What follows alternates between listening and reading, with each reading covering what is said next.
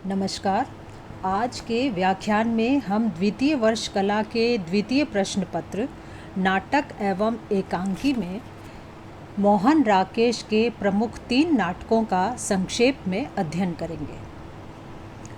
आधुनिक काल के नाटककारों में मोहन राकेश का विशेष योगदान माना जाता है।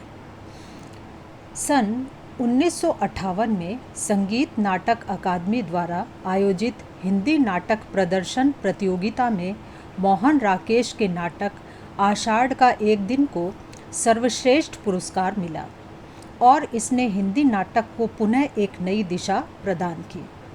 मोहन राकेश के प्रमुख 3 नाटक प्रकाशित हुए हैं: आषाढ़ का एक दिन, लहरों के राजहंस और आधे अधूरे।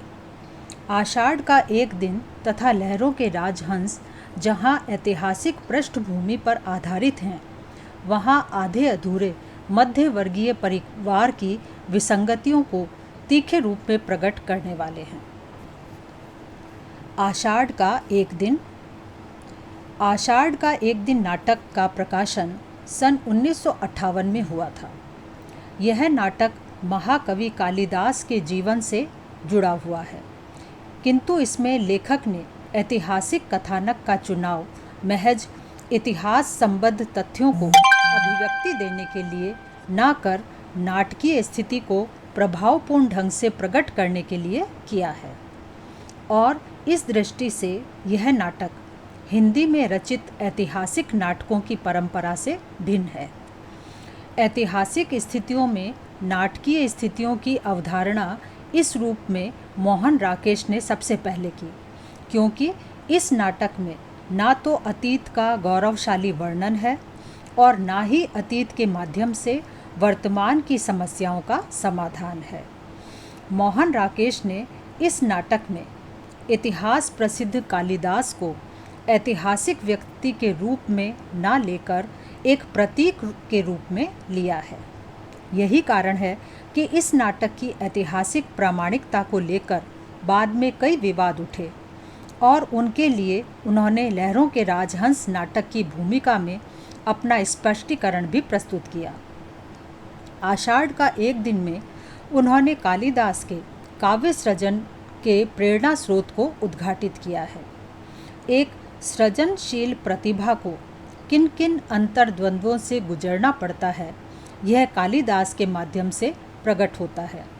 यद्यपि यह तथ्य इतिहास से प्रमाणित नहीं होता, फिर भी एक सृजनशील प्रतिभा के संदर्भ में इन तथ्यों को नकारा नहीं जा सकता। इस नाटक में कालिदास के समग्र जीवन को प्रस्तुत न कर उन्होंने उसके जीवन के कुछ अंतरंग प्रसंगों को लिया है। कालिदास अपनी प्रेयसी मल्लिका से प्रेम करता है। मल्लिका कालिदास को एक महान व्यक्ति बनाना चाहती है और अंत में मल्लिका की प्रेरणा से वह काव्य क्षेत्र में महानता को भी पा लेता है, लेकिन मल्लिका कालिदास को नहीं पाती है। वह उज्जैन से चला जाता है और मल्लिका ऐसे व्यक्ति से शादी कर लेती है जो गुण, स्वभाव और प्रतिभा में कालिदास से सर्वथा भिन्न है। कुछ वर्षों के पश्चात कालिदास लौटता है तो ज्ञात होता है कि उसके होते हुए भी मल्लिका उसकी नहीं है और उसने विलोम से विवाह कर लिया है। कालिदास सहानुभूति दे पाता है तो मल्लिका अपना सर्वस्व लुटाकर इस त्रासदी की नायिका बनी रहती है। मोहन राकेश ने इन प्रसंगों को नाटकीय गंभीरता के साथ काफ़ी प्रभावशाली ढंग से चित्रित किया है। कालिदास का अंतर्द्वंद्व, मल्लिका का प्रेरणादायी परिवेश और अनन्यता सचमुच ही इस नाटक को मार्मिक और प्रभावपूर्ण बना देती हैं। भावाभिव्यक्ति की गहराई और एकता, काव्यात्मक और लयपूर्ण संवाद तथा स्थितियों का सूक्ष्म एवं मनोवैज्ञानिक चित्रण इस नाटक को यथार्थवादी नाटक बना देते हैं। दूसरा नाटक, लहरों के राजहंस। लहरों के राजहंस भी ऐतिहासिक परिप्रेक्ष्य में लिखा गया आधुनिक बोध वाला समर्थ नाटक है। इसमें ऐतिहासिक कथानक के माध्यम से आज के व्यक्तित्व की छटपटाहट पीड़ा, अलगाव और मुक्ति की कामना को प्रस्तुत किया गया है। जीवन संघर्ष में प्रताड़ित होकर हर व्यक्ति मुक्ति का रास्ता तलाशता है, लेकिन वही मुक्ति का पथ श्रेयस्कर है जो स्वयं के अनुभव और व्यवहार से खोजा गया हो। लहरों के राजहंस का कथानक महाकवि अश्वघोष की प्रसिद्ध काव्य कृति सौंदर्यानंद पर आधारित है। सांसारिक सुखों में ग्रस्त कपिल वस्तु का राजकुमार नंद बौद्ध भिक्षु बनकर भी बौद्ध नहीं बना रहता।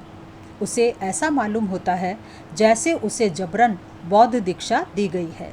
यही कारण है कि रूप गर्विता सुंदरी की बाहों में फंसा नंद स्पष्ट घोषणा करता है, नहीं, यह विश्वास मेरा नहीं, मैं तुम्हारा या किसी का विश्वास ओढ़कर नहीं जीना चाहता। वह समझ नहीं पाता कि किस प्रकार जीवन में आध्यात्मिक शांति प्राप्त हो सकती है। नंद का यह अंतर्द्वंद्व ही आधुनिक व्यक्ति की पीड़ा है, जहाँ वह स्वयं अपनी स्थितियों से घिरा हुआ मुक्ति का मार्ग खोजता है। जीवन को किस प्रकार जिया जा सकता है? सांसारिक सुख का आकर्षण और विकर्षण मनुष्य को एक ऐसे बिंदु पर ला देता है जहाँ वह दिशाहीन होकर स्वयं में आत्मकेंद्रित हो जाता है।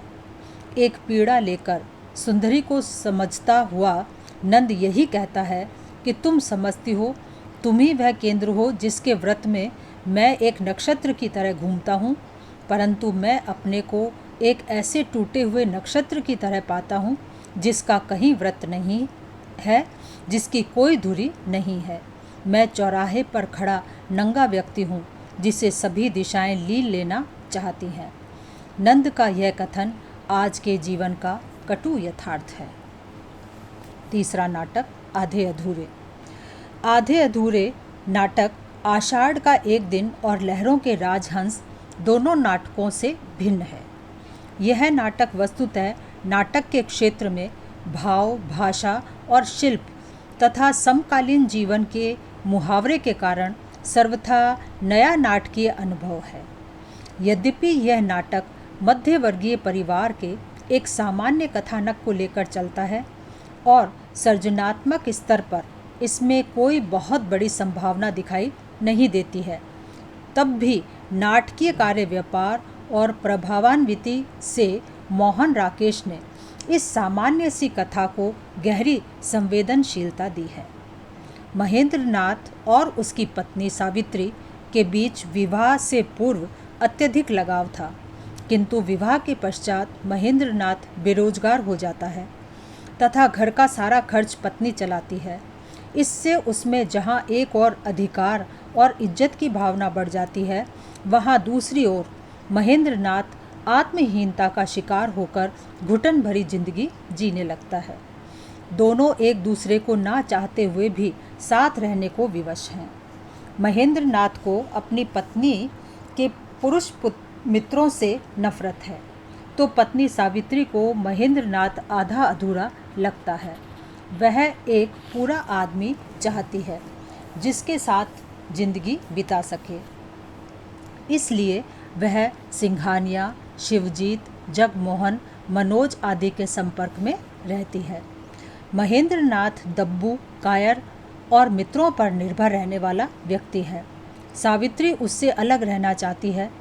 महेंद्र नाथ को लगता है कि वह उसका अपमान करती रहती है, अतः वह घर से भागता है किंतु पुनः लौट आता है। इस प्रकार आधे अधूरे नाटक में एक मध्य वर्गीय परिवार की कश्मकश, आपसी तनाव, एक दूसरे के प्रति अजनबीपन, संबंधहीनता आदि का यथार्थवादी चित्रण किया गया है। कह सकते हैं कि नाटककार मोहन राकेश ने अपने आषाढ़ का एक दिन, लहरों के राजहंस और आधे अधूरे नाटकों के माध्यम से हिंदी नाटक को ऐतिहासिक और सामाजिक संदर्भ में एक नई दिशा दी है। डॉक्टर सुंदरलाल कथुरिया के शब्दों में, आधुनिक संवेदना से युक्त मोहन राकेश के नाटक समसामयिक जिंदगी के सही दस्तावेज हैं और इनमें राकेश ने आदमी की टूटन और उसके बिखराव को स्वर दिए हैं। धन्यवाद।